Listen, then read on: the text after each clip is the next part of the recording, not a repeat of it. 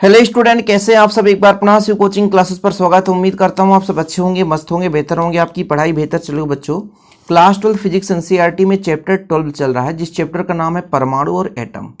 इसमें आज एक महत्वपूर्ण प्रश्न पढ़ेंगे। इसके पहले हमने बोर का परमाणु मॉडल आपको बहुत बारीकी से समझाया था कि रदरफोर्ड के कमियों को दूर करने के लिए बोर साहब ने अपने मॉडल को प्रस्तुत किया और उनके आधार पर जो इलेक्ट्रॉन है वो नाभिक के चारों ओर एक निश्चित वृत्ताकार पथ पर चक्कर लगाते हैं। सभी जो इलेक्ट्रॉन हैं एक उनकी निश्चित कक्षा होती है, ऐसा नहीं कि किसी भी कक्षा पे घूमते रहें, एक विशिष्ट कक्षा पर ही वो क्या करते हैं, चक्कर लगाते हैं। जब इलेक्ट्रॉन चक्कर लगाते हैं तो उनका ऊर्जा ना तो नष्ट होता है और ना ही उनकी ऊर्जा में कोई वृद्धि होती है। ये सब कुछ मैंने इसके पहले लेक्चर में कराया था।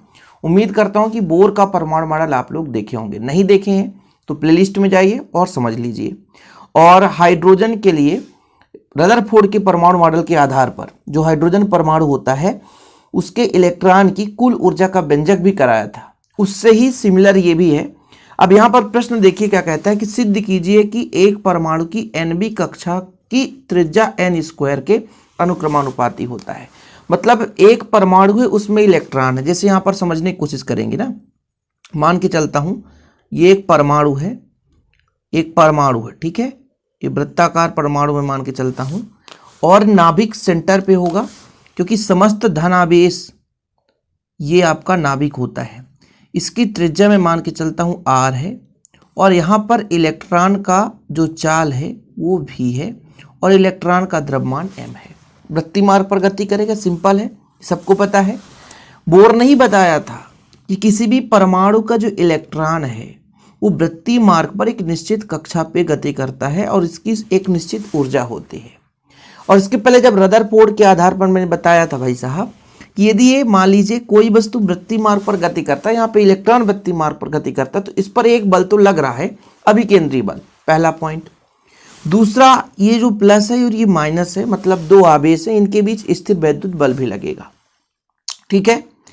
अच्छा, कोई भी इलेक्ट्रॉन एक निश्चित कक्षा में गति करता है, उस कक्षा का अस्तित्व तो कब कहलाएगा, जब उसके इलेक्ट्रॉन का कोणीय संवेग मतलब MVR, कोणीय संवेग का फार्मूला क्या होगा बताओ जरा। किसी भी इलेक्ट्रॉन का कोणीय संवेग, यदि इलेक्ट्रॉन का द्रव्यमान m है, उसका चाल v है, तो कोणीय संवेग होता है MVR। ये बताया था बोर ने कि भाई साहब कोई भी इलेक्ट्रॉन किसी कक्षा में चक्कर लगाता है तो उस कक्षा का अस्तित्व तो कब होगा, जब उस कक्षा में इलेक्ट्रॉन का कोणीय संवेग h/2π का पूर्णांक गुणज हो, h/2π का पूर्णांक गुणज हो। ध्यान रखिएगा, एक एक पॉइंट समझा रहा हूं, थोड़ा समझने की कोशिश करिएगा।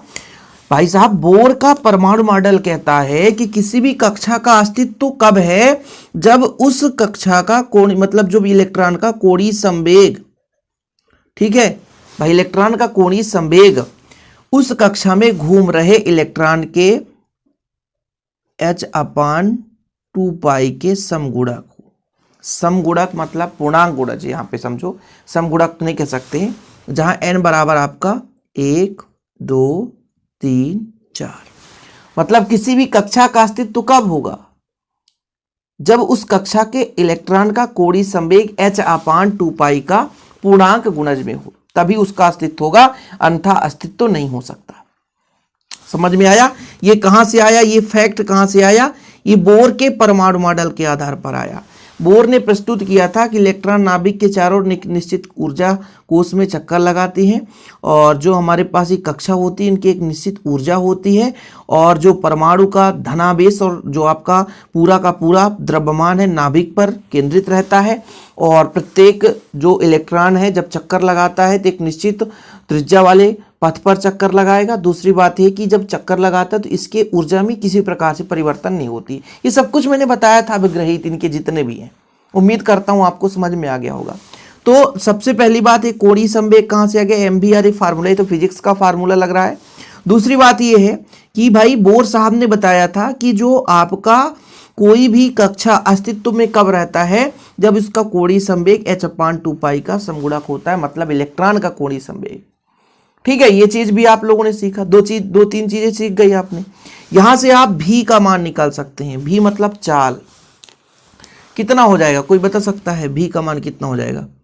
तो यहाँ पर NH है, ये आपका NH अपान ये पक्षांतर हो जाएगा, तो यहाँ पर 2 पाई ऑलरेडी और m हो जाएगा, r हो जाएगा।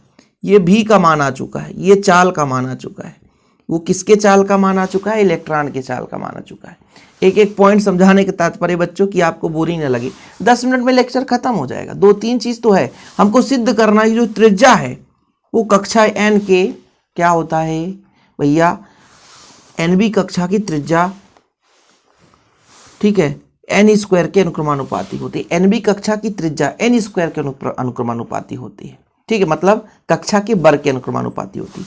फिलहाल ये चाल आपको क्लियर हो गया होगा। अब आपको मैंने ये समझाया कि जब कोई कण वृत्तीय मार्ग पर गति करता है तो उस पर एक अभिकेंद्री बल लगता है, उसी अभिकेंद्री बल से वो है ना वृत्तीय मार्ग पर गति करता रहता है। तो यदि मैं आपसे कह दूं कि इलेक्ट्रॉन का अभिकेंद्र बल बताओ आप, तो अभिकेंद्र बल कितना हो जाएगा? अभिकेंद्र बल का फार्मूला सबको पता है, अभिकेंद्र बल होता है mv स्क्वायर बटा r, mv स्क्वायर बटा r, ठीक है बच्चों, ये अभिकेंद्र बल है। फिलहाल अभी कितना लिखना है उसे आप थोड़ा सा देख लो कि माना इलेक्ट्रॉन का द्रव्यमान m है, r त्रिज्या की NB कक्षा में v चाल से घूम रहा है, तब उसका कोणीय संवेग mvr। बोर के अनुसार NB स्थायी कक्षा के इलेक्ट्रॉन का कोणीय संवेग, बोला था ना कि अस्तित्व कब होगा उस कक्षा का, वो स्थायी कक्षा कब कहलाएगा? जब उस कक्षा के इलेक्ट्रॉन का कोणीय संवेग h/2 पाई, ये h है ना, h/2 पाई का पूर्ण गुणक होता है या पूर्णांक गुणज के रूप में होता है, जहां h क्या है बच्चों? एक प्लांक नियतांक है, ठीक है। तो ये आपके बोर के आधार पर mvr जो है NH/2 पाई, तो यहां से v का मान आ जाएगा, v का मान चाल का मान आ गया। अब इलेक्ट्रॉन यदि वृत्तीय मार्ग पर गति कर रहा है तो उसको एक आवश्यक अभिकेंद्र बल लगता है उस पर mv स्क्वायर बटा r, ठीक है। इलेक्ट्रॉन जब चक्कर लगा रहा है, देखिएगा स्टेप बाय स्टेप आप समझते चलेंगे तो क्लियर हो जाएगा कि भाई साहब हमारा ये एक परमाणु है, नाभिक है, r त्रिज्या है, यहाँ पर इसका चाल मान लीजिए इधर चल रहा है तो v चाल से गति कर रहा है, ठीक है। तब इस पर अभिकेंद्र बल कितना लगेगा? अभिकेंद्र बल, वृत्तीय मार्ग पर कोई इलेक्ट्रॉन गति कर रहा है तो उस पर अभिकेंद्र बल लगता है। अब बच्चों यहां भी आवेश है, यहां भी आवेश है, तब इन आवेशों के बीच लगने वाला स्थिर वैद्युत आकर्षण बल वो कितना होगा? स्थिर वैद्युत आकर्षण बल, स्थिर वैद्युत आकर्षण बल ये कहां से आएगा? कूलाम के नियम से। 1/, लगता है बच्चों 4 पाई एप्सिलॉन नॉट, दो आवेश हैं, दोनों का E गुणा E कर लें, बीच की दूरी r है तो r स्क्वायर, ठीक है। मतलब जो बल लगा वो 1/2 4 पाई epsilon not E square upon r। यहां तक चाल तक तो मान लीजिए अलग प्रोसेस था। अब हम इलेक्ट्रॉन के चक्कर के बारे में बात करते हैं कि यदि इलेक्ट्रॉन चक्कर लगा रहा, गति कर रहा, तो उसके अंदर एक अभिकेंद्र बल लग रहा है mv स्क्वायर बटा r। लेकिन ध्यान रखिएगा यहां पे एक ऋण आवेश है भाई, इलेक्ट्रॉन है, इस पर आवेश होगा, यहां पे प्रोटॉन रहता है, इस पर भी आवेश होगा। तो जितने इलेक्ट्रॉन उतने प्रोटॉन होते हैं किसी भी परमाणु में, ये तो क्लियर है। तो इनके बीच एक स्थिर वैद्युत बल लगता है जिसका फार्मूला होगा 1/4 pi epsilon not E into E upon r square, Q1 Q2 बटा r स्क्वायर। ये कूलाम के नियम से लग रहा है, कूलाम का नियम कहता है ना भाई 1/4 pi epsilon not Q1 Q2 बटा r स्क्वायर। अब किसी बच्चे को कूलाम का नियम ही नहीं पता तो ये कहां समझ में आएगा, कुछ समझ नहीं आएगा। अब ये जो स्थिर वैद्युत आकर्षण बल है ना, यही इलेक्ट्रॉन को अभिकेंद्र बल प्रदान करता है। इसका मतलब ये हुआ स्थिर वैद्युत आकर्षण बल अभिकेंद्र बल के बराबर होता है। कोई भी इलेक्ट्रॉन यदि वृत्तीय मार्ग पर गति कर रहा है, यदि इलेक्ट्रॉन वृत्तीय मार्ग पर गति कर रहा है तो उसको अभिकेंद्र बल कहां से मिल रहा है? वो भैया स्थिर वैद्युत जो आकर्षण बल लग रहा है ना कूलाम के नियम से, वही उसको बल प्रदान करता है। मतलब कहीं ना कहीं यहां पर आप देखो, पहले आप लोग अभिकेंद्र बल के लिए लिख लेंगे, इसके बाद आकर्षण बल आप लोग लिख लेंगे। यहां पर यह बोला गया कि इलेक्ट्रॉन की वृत्तीय गति के लिए जो अभिकेंद्र बल है नाभिक और इलेक्ट्रॉन के बीच लगने वाले कूलाम बल के बराबर होगा। मतलब यही कूलाम बल जो है वो इलेक्ट्रॉन को अभिकेंद्र बल प्रदान करता है, जिसके कारण इलेक्ट्रॉन वृत्तीय मार्ग पर चक्कर लगाता है। तो आपका mv स्क्वायर बटा r बराबर 1/4 pi epsilon not E square upon r square आ जाएगा। यहां तक फिलहाल क्लियर है आपका बच्चों कि जो आपका फॉर्मेट निकल कर आया कि mv², अभिकेंद्र बल कहाँ से मिल रहा है, वो कूलाम्ब आकर्षण बल से, 1/4πε0 E²/r²। फिलहाल यहाँ तक क्लियर है। आगे चलें। अब सबको पता है v का मान, तो आपका m/r रहने दीजिए। v का मान बताओ, चाल का मान देखिए कितना है, NH/2πmr, बाकी इधर जो भी है 1/4πε0 E²/r²। आगे की कहानी पे ट्विस्ट आने वाला है, लेकिन पहले इसको तोड़ो तो सही। और यहाँ पे वर्ग लगा है तो हो जाएगा mn², h का स्क्वायर, और ये r है तो r, 2 दूना 4 π² m² r² बराबर 1/4πε0 E²/r²। यहां तक ठीक है बच्चों, यहां तक चीजें क्लियर है। अब कुछ कटपिट भी रहा क्या? हाँ सर, r² से तो r² कट गया, एक पाई से पाई कट रहा है, तो यहाँ पे π² है और यहाँ पर एक पाई, तो एक पाई से पाई कट गया, 4 से 4 कट गया सर, तो कितना बचा? यहाँ पे तो ε0 बचा, तो यहाँ पे भैया मुझे r से कट गया ना, तो यहाँ पर mn² h² बटा कितना बचा, r, एक पाई बचा और एक m² बचा। अब एक m से m भी कट जाएगा, कोई बात नहीं। अब यहाँ पर कितना बचा आपका, E² तो बचा ही रहा है, पूरा का पूरा 1/r रहने दो, पूरा का पूरा पक्षांतर कर दो, पूरा का पूरा पक्षांतर, तो पाई पक्षांतर होगा, एक m पक्षांतर होगा, E² ऑलरेडी है, नीचे जाएगा बच्चों, देखिएगा ये पूरा पक्षांतर हुआ, इसका पक्षांतर होगा तो नीचे आएगा, तो यहाँ पे ε0 बचा था, है ना, ε0 बचेगा, ठीक है, और n² h²। अब चूंकि मुझे r के लिए रिलेशन निकालना है, तो r ऊपर ले जाओगे तो ये भी बदल जाएगा, ε0 n² h²/πme²।